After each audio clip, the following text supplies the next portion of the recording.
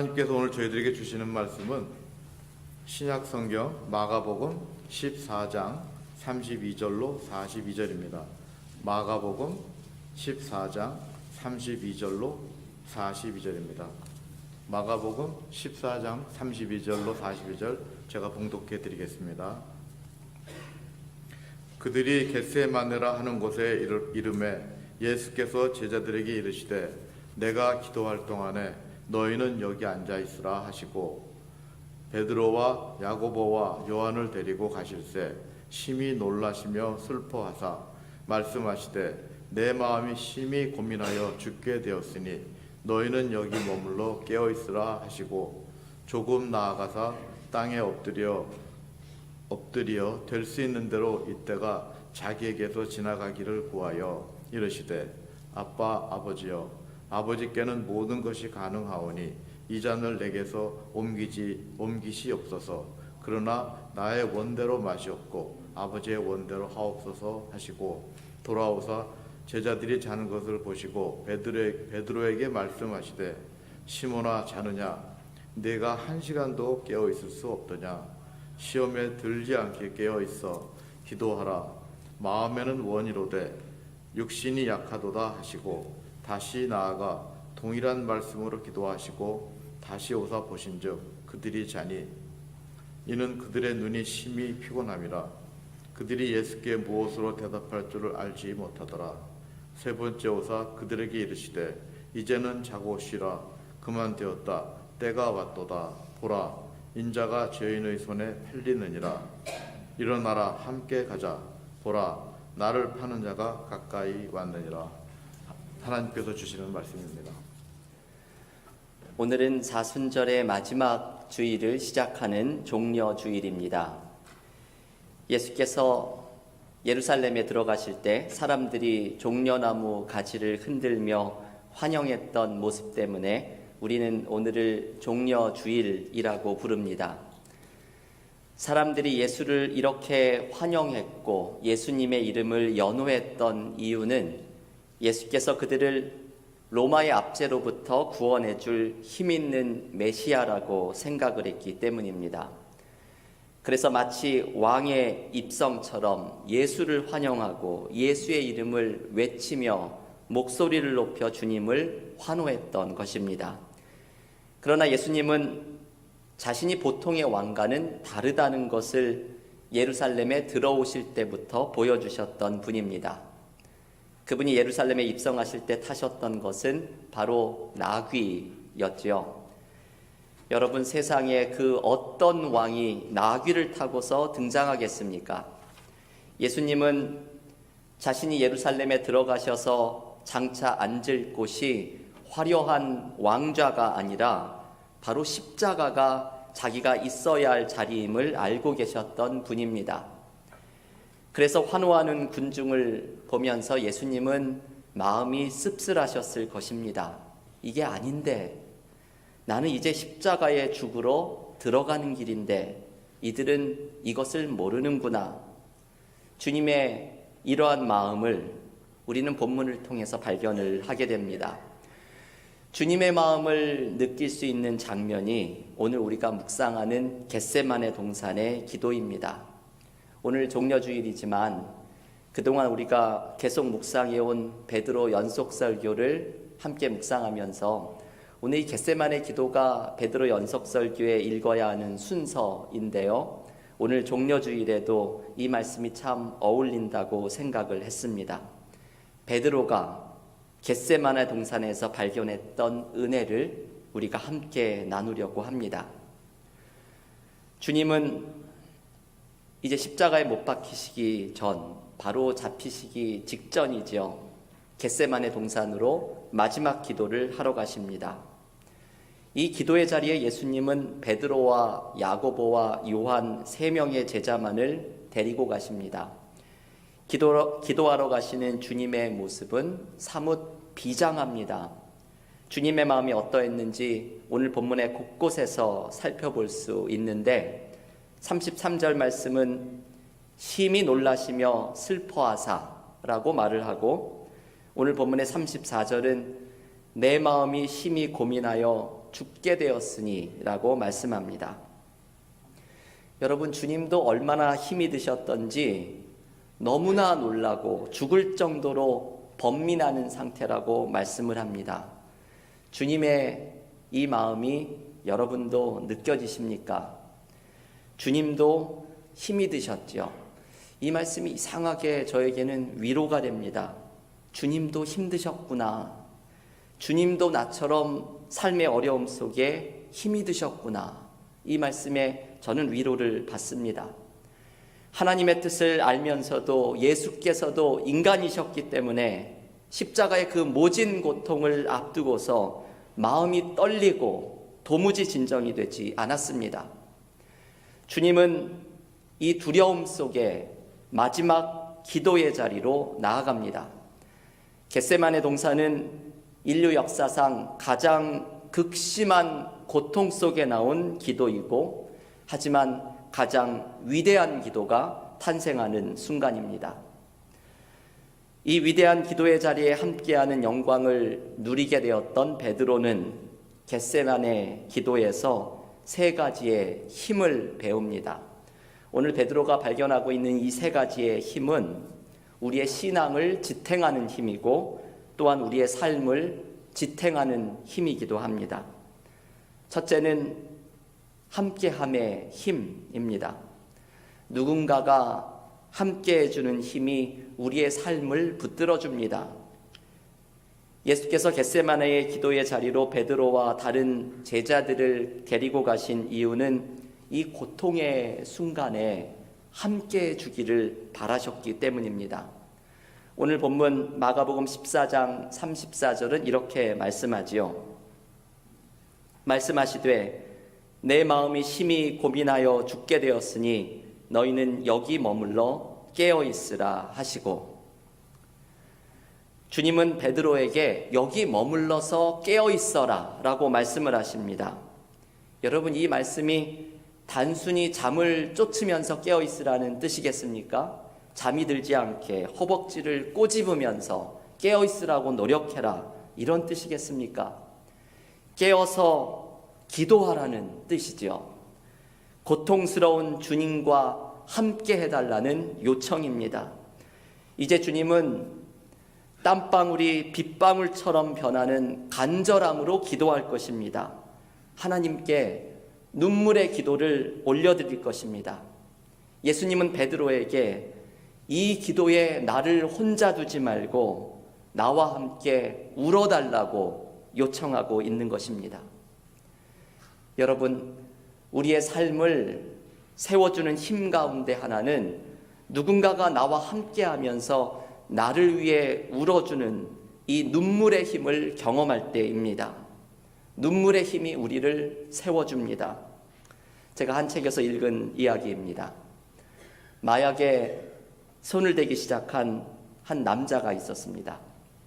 이 사람은 마약을 끊기 위해서 온갖 노력을 하였지만 이 마약의 중독으로부터 벗어날 수가 없었습니다. 그래서 마지막 기회라고 생각을 하고 한 수도원에 들어가서 마음을 다스리려고 갖은 노력을 하였지만 한 2주쯤 지나고서 결국 그 수도원에서 숨어서 다시 마약을 하고 말았습니다. 그 수도원의 수도사가 이것을 발견하고는 이 사람을 엄히 꾸짖었습니다. 이렇게 말을 합니다. 자네는 사나이가 아니군. 하려면 차라리 정정당당히 하지. 그게 숨어서 뭔가 이 수도원까지 들어와서. 이 말을 듣고서 이 사람은 오히려 당당하게 마약을 하기 시작을 했습니다. 이 모습을 옆에서 지켜보고 있던 이 남자와 오랫동안 사귀었던 여자가 그만 울음을 터뜨리고 말았습니다. 한마디 말도 없이 그저 울고만 있었습니다. 신기하게도 이 여인의 눈물을 보면서 이 남자는 그 길로 마약을 끊게 되었습니다. 이 남자의 고통에 함께 해주면서 이 사람을 위해 울어주었던 눈물의 힘이 이 남자의 공허한 마음을 가득 채워주었기 때문입니다. 여러분, 주님께서 베드로에게 이 부탁을 하시는 것이죠. 함께 해달라고. 함께 울어달라고, 주님의 눈물에 동참해달라고 요청하십니다. 하지만 베드로는 이 함께 해달라는 부탁을 들어드리지 못합니다. 주님과 함께 울어드리지 못합니다. 쏟아지는 잠에 그만 계속 잠이 들고 만 것입니다. 저는 베드로의 마음을 한번 상상해 보았습니다. 나중에 주님이 십자가에 죽고 부활하신 후에 베드로는 이때의 자기의 모습을 떠올리면서 얼마나 부끄러웠겠습니까?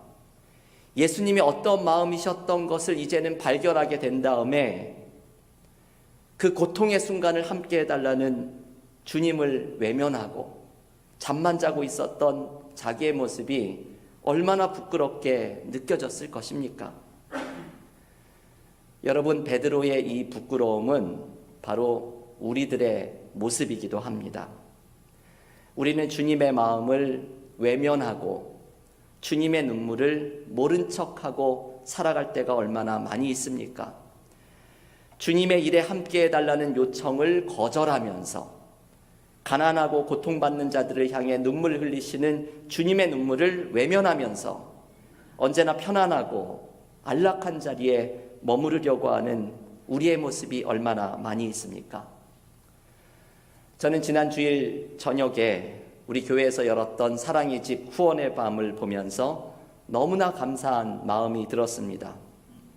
플러싱의 홈리스 쉘터인 사랑의 집을 후원하는 교회는 여러 교회들이 있지만 보통의 교회들은 선교원금만 보내거나 아니면 이런 후원의 밤을 열어도 장소만 제공하는 경우가 많이 있습니다.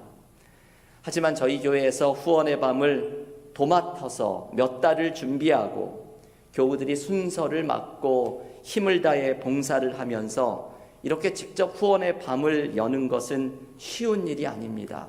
이것이 결코 쉬운 일이 아니죠. 그날 저녁 저는 주님은 얼마나 기뻐하셨을까 이런 생각을 해보았습니다. 우리는 그날 함께 울어주었던 것이죠. 고통받는 이웃과 함께 울어주었고 이들을 위해 눈물을 흘리시는 주님과 함께 울어주었던 자리였습니다. 앞으로 우리 교회가 더욱더 함께 울어주는 공동체가 될 수 있기를 원합니다. 가난하고 어려운 이웃을 향한 주님의 눈물을 외면하지 않고 주님의 눈물을 느끼고 주님과 함께 그들을 위해 울어주는 세상을 위한 교회로 더욱더 세워질 수 있기를 간절히 기원합니다. 베드로가 발견했던 두 번째 힘은 바로 순종의 힘입니다. 예수님은 고민으로 죽을 것 같이 고통스러워 하시면서도 결국은 하나님께 이렇게 기도를 드립니다. 오늘 본문 마가복음 14장 36절 말씀입니다. 이르시되 아빠 아버지여 아버지께는 모든 것이 가능하오니 이 잔을 내게서 옮기시옵소서. 그러나 나의 원대로 마시옵고 아버지의 원대로 하옵소서 하시고, 예수께서는 처음에는 이 십자가의 고통을 피할 수 있게 해달라고 기도하셨지만 기도 가운데 하나님의 뜻을 더욱더 발견하면서 나의 원대로 마옵시고 하나님의 원대로 하옵소서 기도를 드립니다. 이것은 주님께서 하나님께 올려드린 순종의 기도입니다. 여러분, 주님의 이 순종의 기도 덕분에 우리는 얼마나 놀라운 은혜를 경험하게 되었습니까? 이 기도를 올려드리고 십자가를 묵묵히 짊어지신 예수님 때문에 우리는 죄와 사망의 권세로부터 해방되는 풍성한 은혜를 누리게 되었습니다. 이것이 순종의 힘입니다. 순종이 만들어낸 은혜입니다. 김기석 목사님이라는 분은 아슬아슬한 희망이라는 책에서 자신은 가끔 지렁이를 질투한다고 말을 합니다. 지렁이는 여러분 잘 아시죠? 나뭇잎이나 풀이나 버려진 쓰레기 이런 것을 먹으면서 아주 주변을 깨끗하게 하는 생태계의 청소부입니다. 지렁이는 해로운 미생물을 제거하고는 자신이 그것을 먹고 땅에는 기름진 분변토를 내놓아서 땅을 기름지도록 만듭니다. 한마디로 지렁이는 쓰레기를 먹고 생명을 내놓는 것이죠. 또한 지렁이는 흙 속에 길을 내어서 토양에 공기와 수분이 드나드는 통로를 만들기도 합니다. 김기성 목사님이 지렁이를 질투하는 이유는 바로 이것 때문이지요. 자신도 지렁이처럼 일상의 모든 것들을 자기의 속으로 끌어들여서 정화한 후에 그것을 세상의 선물로 내놓는 삶을 살아갈 수 있을까? 과연 지렁이처럼 이런 삶을 살아갈 수 있을까 생각하기 때문입니다. 이런 삶을 살아가는 지렁이가 부럽다 말씀하는 이 목사님의 말씀이 우리에게 참 마음 깊이 다가옵니다. 예수님은 바로 이 지렁이와 같은 삶을 사셨던 분입니다. 세상의 모든 죄와 불의와 고통과 아픔, 이 모든 삶의 어두움을 십자가로 다 받아내시고 우리에게는 회복과 생명이라는 빛의 선물을 부어주신 분이기 때문입니다. 이러한 이 놀라운 은혜의 시작은 오늘 겟세마네 기도로부터 시작됩니다. 나의 원대로 마옵시고 하나님의 원대로 하옵소서.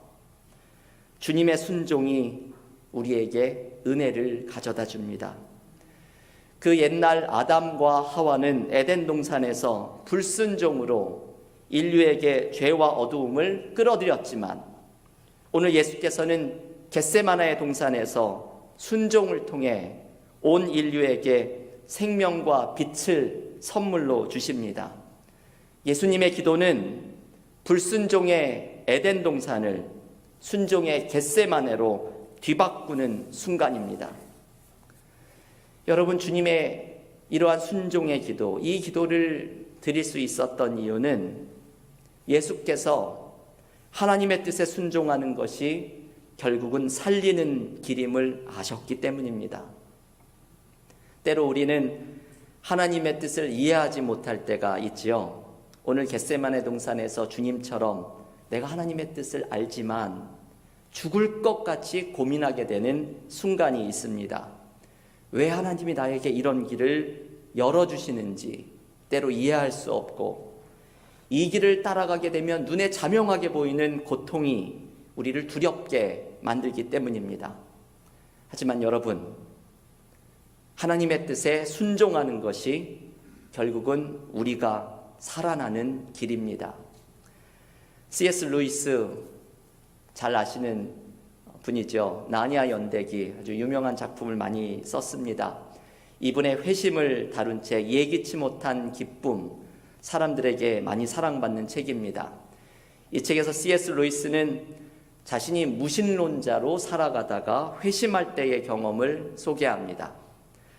하나님을 향해서 마음의 문을 굳게 닫았고 하나님을 부인하는 온갖 논리로 갑옷을 단단히 채우고 있었는데 하나님은 C.S. 루이스의 갑옷을 조금씩 벗겨가면서 이 사람을 찾아왔다고 이야기합니다. C.S. 루이스는 고백하기를 그렇게 피하고 싶었던 하나님이 꾸준히 그리고 한치의 양보도 없이 계속해서 자신을 찾아오셨다고 말을 합니다.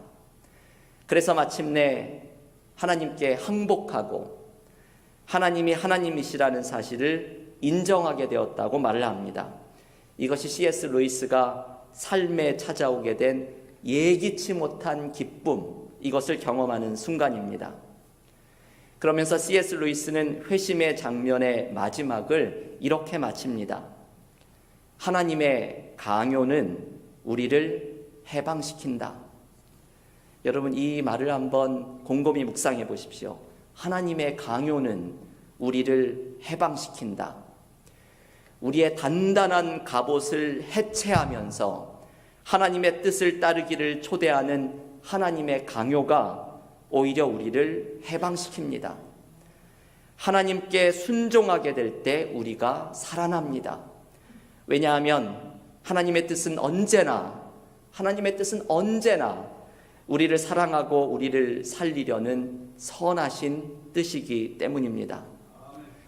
주님께서 보여주신 것처럼 하나님의 뜻에 순종할 때 우리가 살아나는 이 순종의 힘을 경험하는 믿음의 교우들이 되시기를 간절히 기원합니다. 마지막 세 번째, 베드로가 겟세마네 동산에서 발견한 것은 기도의 힘입니다. 예수님은 인생에서 가장 절박한 순간에 기도의 자리로 나아가십니다. 사실 주님께서 이 겟세마네 동산에서 기도하는 것은 이해하기가 쉽지 않은 모습이죠. 예수님은 이제 금방 체포당할 것이고 밤새 얼렁뚱땅 넘어가는 부당한 재판을 받을 것이고 이 밤새 재판하는 이런 경우가 어디 있겠습니까? 그리고 이 엉뚱한 재판이 지나면 곧바로 다음 날 십자가의 죽음을 맞이할 것입니다. 이 긴박한 시간에 주님이 자신에게 남은 가장 마지막 시간, 거기에 할애를 하는 것은 바로 기도입니다. 예수님에게는 이 기도가 마치 생명줄과 같았습니다. 기도하지 않으면 이 모든 일을 감당할 수 없다는 것을 주님께서는 알고 계셨습니다. 그래서 예수님은 기도에서 경험한 은혜를 붙들고 십자가의 길을 감당하고자 하십니다. 베드로는 주님에게서 이 모습을 직접 배우게 되지요. 오늘 보면 마가복음 14장 38절에서 예수께서 베드로에게 이렇게 말씀하십니다. 이 말씀 한번 같이 읽어볼 텐데요. 주보 앞에도 있는 요절의 말씀, 마가복음 14장 38절 한 목소리로 같이 읽겠습니다. 시험에 들지 않게 깨어있어 기도하라. 마음에는 원이로되 육신이 약하도다. 아멘. 여러분, 우리는 때로는 말씀을 읽으면서 우리가 원하는 대로 해석하는, 이때는 머리가 얼마나 잘 돌아가는지 천재적인 그런 소질이 있습니다. 우리는 이 말씀도 우리가 원하는 식으로 핑곗거리로 사용하지요. 이 말씀의 의미를 내가 하나님이 원하시는 일을 감당하고 싶어도 마음은 원이로되 육신이 약하도다, 이 핑곗거리로 이 말씀을 사용합니다. 하지만 주님께서는 이 말씀을 그런 의미로 주신 것이 아니지요. 우리가 하나님의 뜻을 순종하는 것에 있어서 마음은 원이로되 육신이 약하기 때문에, 그래서 주님께서는 깨어서 기도하라고 말씀하십니다. 이것이 주님의 말씀이죠. 주님은 기도를 통해서 하나님의 뜻을 다시금 발견하셨고 기도를 통해서 하나님의 뜻에 순종하셨습니다. 주님도 죽을 것 같이 고민을 하셨지만 기도 가운데 발견한 은혜를 붙들고 십자가의 길을 감당하셨습니다. 이제 이어지는 장면은 주님과 베드로의 차이를 분명히 보여줍니다. 기도하셨던 주님은 십자가를 묵묵히 감당하셨지만 기도하지 않았던 베드로는 주님을 부인하고 도망가게 됩니다. 여러분, 우리도 삶의 어려움 속에서 기도로 하나님의 뜻을 발견하고 기도 가운데 하나님께 순종하며 하나님의 은혜를 경험해야 합니다. 기도에서 경험한 바로 이 은혜를 통해서 우리는 삶의 어려움을 감당하고 이겨낼 수 있게 됩니다. 여러분, 오늘 이 말씀을 기억하십시오. 삶의 문제는 기도에서 경험한 은혜로 이겨내야 합니다. 이번 한 주간 고난주간이 시작됩니다. 주님이 기도에서 경험한 은혜로 십자가를 감당하셨던 것처럼 우리 또한 기도에서 경험하는 은혜로 우리의 삶의 모든 문제와 고난을 은혜로 이겨내고 감당하는 믿음의 삶이 될 수 있기를 기원합니다. 교우 여러분, 오늘 겟세마네 동산에서 베드로가 경험했던 세 가지의 힘을 기억하십시오. 함께하는 힘, 순종의 힘, 그리고 기도의 힘입니다. 우리의 삶에서 주님과 함께 울어주며 하나님의 선하신 뜻에 순종하며 기도로 이 모든 것을 감당할 때 삶의 어려움을 은혜로 이겨내는 믿음의 교우들이 되시기를 주님의 이름으로 간절히 축원합니다. 기도하겠습니다.